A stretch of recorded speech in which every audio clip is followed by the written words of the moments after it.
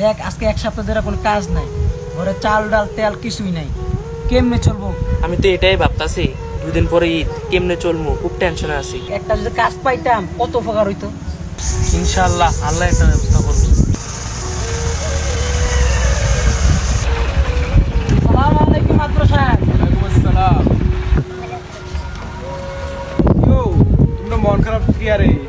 আজকে 2-1 দিন ধরে কোনো কাজ নাই, সামনে যে ঈদ, কিছু যে কিনা দিব এরকম অর্থ নাই আমাদের কাছে। মাতবর শাহ, সপ্তাহখানেক ধরে কাজ কাম নাই, এখন যে বউ বাচ্চারা মার্কেট করে দেবো, এখন কেমনি কি করবো কিছু বুঝতে পারতেছি না, এই জন্য মন খারাপ। মাতবর সাহেব, কোনো কাজ থাকলে আমরা একটা কাজ ব্যবস্থা করে দিই। মাতবর সাহেব, ওদেরকে একটু কাজের ব্যবস্থা করে দিন, ওরা তো গরিব শেখ মানুষ। আচ্ছা ঠিক আছে, তাহলে তোমরা দুজনে আজকা বিকালে আমার বাড়িতে আইও, আইলে দিয়ে একটা কাজের ব্যবস্থা করে দিলাম পারি, কেমন?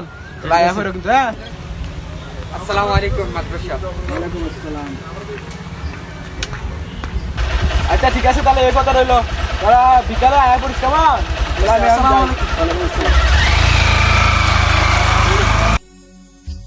দেখছি এদের কইছিলাম না, একটা না একটা কাজের ব্যবস্থা হইব, আল্লাহর উপর ভরসা রাখতে হবে। ঠিক আছে চল। ভালো করে লাগা বুঝছো, যেন কোনো ফাঁকুক না থাকে। ইটে ভালো করে মশলা দিও, মজবুত করে ঘরটা বানিয়ে দিও, কেমন? আসসালামু আলাইকুম মাতবর সাহেব। ওয়ালাইকুম আসসালাম।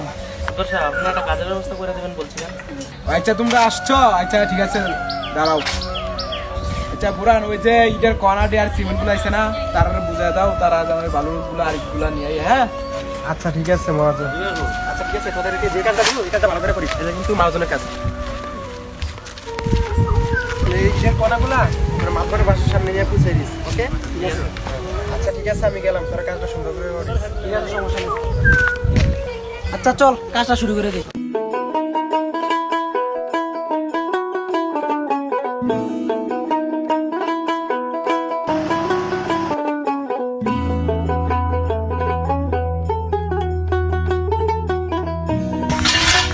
কিরে, কাজের কি খবর? কাজ তো প্রায় শেষ। আচ্ছা ঠিক আছে, তাহলে পুরো চলো, আমাদের কাজ আছে।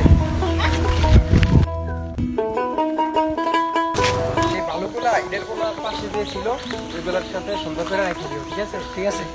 কাজ শেষ করে তোর মাতবর সাহেবের সাথে দেখা করিস। আচ্ছা ঠিক আছে। আচ্ছা ঠিক আছে, সমস্যা নেই।